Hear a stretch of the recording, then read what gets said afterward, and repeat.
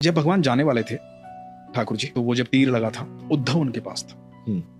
उद्धव भगवान का सारथी, सबसे प्रिय मित्र, और उद्धव को ये हक दे रखा था कि उद्धव मतलब कुछ भी बात करता था भगवान से, क्योंकि सारथी उद्धव। एक बात मैं कहना चाहता हूं, मैंने 125 साल यहां पर बिताए, जिसने जैसा चाहा वैसा उसको दिया। तूने कभी कुछ मांगा नहीं, मैं चाहता हूं तू भी कुछ मांग। तो उद्धव बोले, प्रभु मेरे साथ आप हैं, अनंत ब्रह्मांड का रचयिता जिसके साथ हो, उससे क्या जरूरत है किसी चीज की, मुझे कुछ जरूरत नहीं।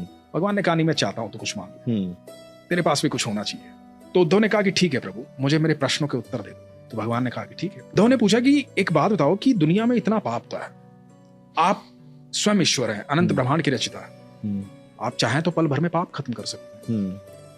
पाप होता ही क्यों है, लोग करते ही क्यों? पाप तो होना ही नहीं चाहिए, आपके होते हुए पाप नहीं होता, महाभारत भी नहीं होती। तो भगवान ने बड़ी महत्वपूर्ण बात कही, वो बड़े ध्यान से सुनिएगा। भगवान ने कहा कि मैं हर जीव के साथ साक्षी भाव में रहता हूं, मैं किसी के कर्म में हस्तक्षेप नहीं करता। कि तुम अच्छा करो या बुरा करो, मैं उसमें हस्तक्षेप नहीं करूंगा, मैं तुम्हारे साथ रहूंगा, हर पल साथ रहूंगा, उसका साक्षी बनूंगा जो तुम कर रहे हो, और फिर तुम्हारे प्रारब्ध बनेंगे, अच्छे या बुरे, उसका फल तुम भोगोगे, क्योंकि वो कर्म तुमने किया। तो उद्धव ने बोला, प्रभु ये तो बड़ी अद्भुत बात हुई, मतलब आप तो मजे ले रहे हो बेसिकली, और देख रहे हो यार वो अच्छे कर्म कर रहा है तो इसको अच्छा फल मिल जाएगा, ये बुरे कर्मों की गठड़ी बांध रहा है तो इसके पाप की गठड़ी बन जाएगी, इसको बुरे कर्म का फल मिलेगा। रोक नहीं रहे हो आप, तो ये गलत नहीं है, तो आप तो मजे लेने का काम कर रहे हो। हाँ। ये तो ठीक नहीं है। हाँ।